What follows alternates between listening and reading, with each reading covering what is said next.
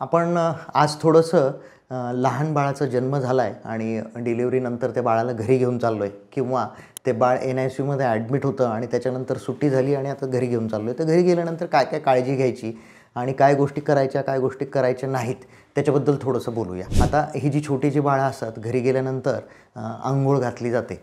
तर जी बाळं 2 किलोच्या खालच्या वजनाची आहेत NICUमध्ये ॲडमिट होती आणि सुट्टी झाली आहे तर त्यांना जवळजवळ 2 किलोचं होईपर्यंत शक्यतो अंघोळ घालू नये.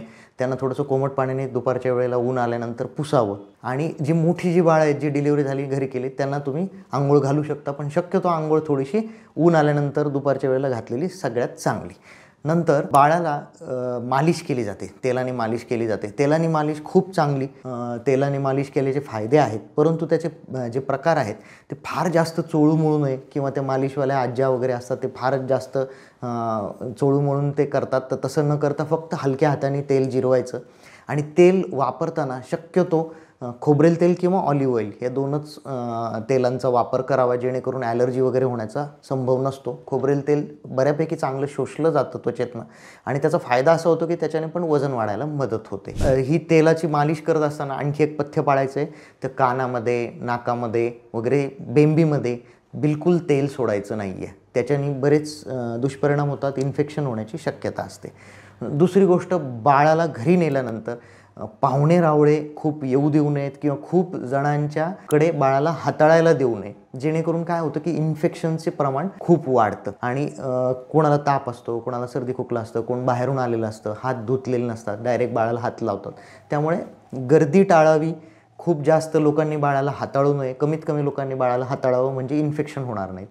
बाळाला घ्यायच्या आधी आईने, आजीने वगैरे सुद्धा चांगले स्वच्छपणे हात धुणं आणि सॅनिटायझर लावणं ह्यानी पण इन्फेक्शन, जंतुसंसर्ग होण्याचा धोका कमी होतो. दुसरी गोष्ट, आपण बाळ छोटा असताना शक्यतो प्रवास टाळावा. प्रवास केला की परत ह्याच गोष्टी वाढतात की इन्फेक्शन आणि याची गोष्ट जंतुसंसर्गाची रिस्क वाढते. त्याच्यामुळे शक्यतो 3-4 महिन्याचं होईपर्यंत मोठा प्रवास टाळावा. कुठल्या कार्यक्रमांना जाणं टाळावं, जेणेकरून जिथे खूप गर्दी असेल अशा ठिकाणी जाणं टाळावं सुरुवातीच्या 3-4 महिन्यांमध्ये तरी.